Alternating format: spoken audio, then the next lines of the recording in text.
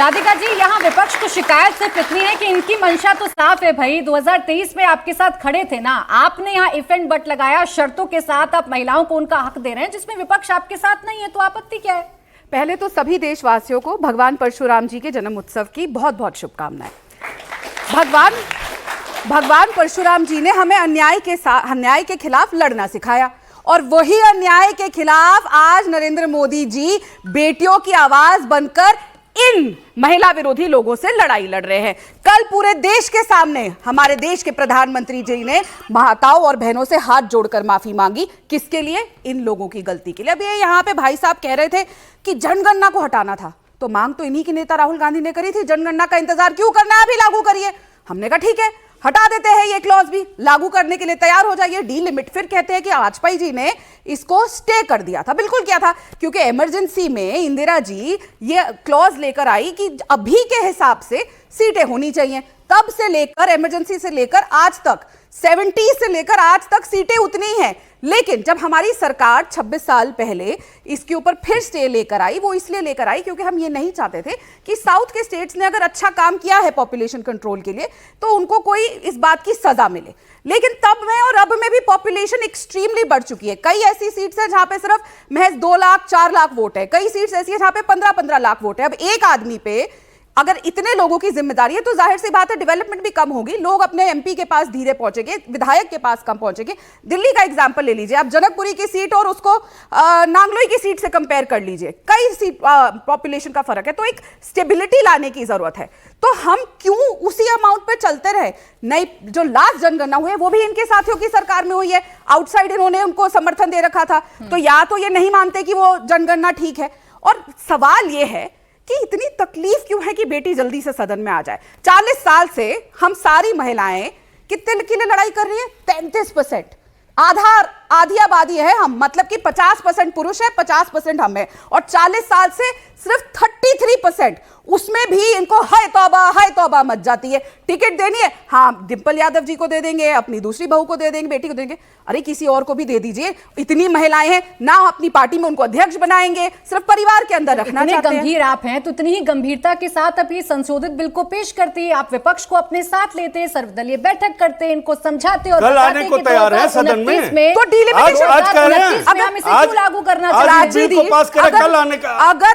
अगर 800 से अधिक सीटें बढ़ रही हैं, अगर 200 से ज्यादा महिलाएं आ रही हैं, तो बेटी तो ज्यादा आ रही है ना, उसमें प्रॉब्लम क्या है? देखिए, आपको टेंशन लेने की जरूरत नहीं है। देश के गृह मंत्री जी ने आपने विपक्ष को साथ नहीं लिया, प्रॉब्लम ये है कि आपने विपक्ष को बताया नहीं, प्रॉब्लम ये है कि तो बता तो दिया 3 दिन सुबह से शाम, और क्या करा? आपने ना सर्वदलीय बैठक में कुछ सूचित किया। भाई जिम्मेदारी सरकार की है ना कि आप जो बिल लेकर आ रहे हैं उसे पास कराइए। सरकार ने 3 दिन का स्पेशल सेशन शुरू किया, रात के 11 बजे तक चर्चा हुई। वो अलग बात है जब देश के गृह मंत्री या कोई बोल रहा होता है तो इनके नेता विपक्ष गायब हो जाते हैं। एक बात माननी पड़ेगी, अखिलेश जी पूरी मीटिंग में रहे, पूरे संसद में रहे, बहुत अच्छी बात है।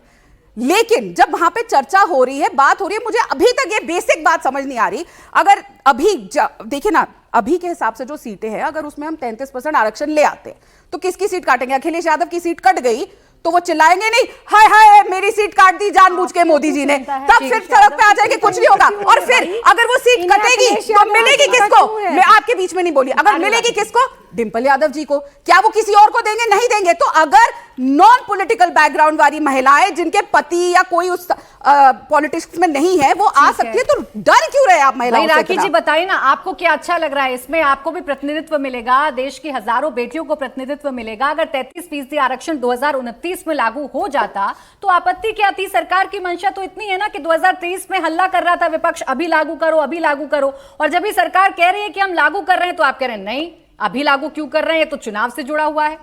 नहीं, देखिए बहुत अच्छा सवाल है, और इसमें जो आपने पूछा कि परेशानी क्या है, परेशानी ये है कि जब साल 2023 20 सितंबर को बिल सर्वसम्मति से पास हुआ था, हम सब लोगों ने देखा था, एक मत राय लेकर तमाम नेताओं ने, तमाम जो है दलों ने इस बिल को पास किया था, लोकसभा में भी, राज्यसभा में भी।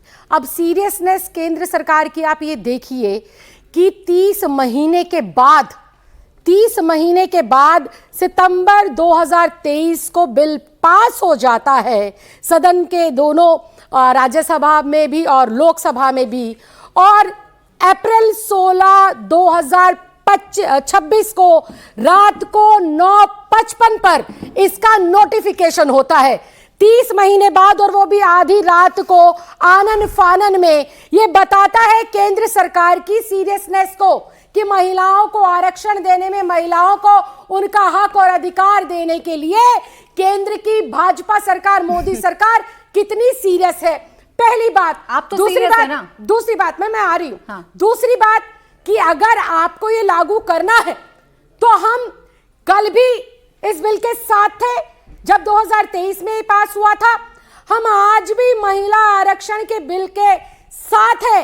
आप कल लेकर आए, तुरंत लागू करें। 543 का 33%, 181 सीटें होती हैं, तुरंत प्रभाव से देश की बेटियों के नाम आप कर दीजिए। हम इसके साथ हैं। क्या दिक्कत है?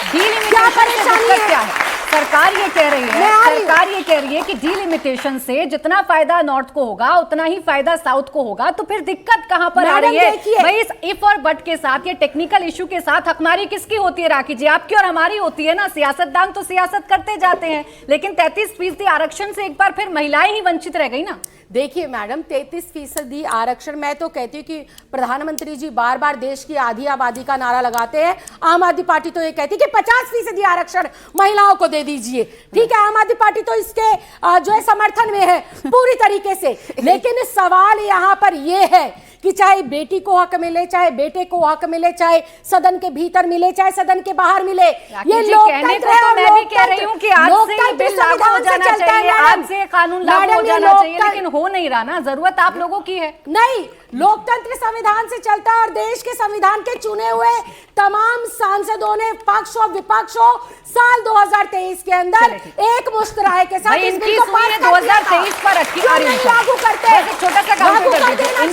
2023 पर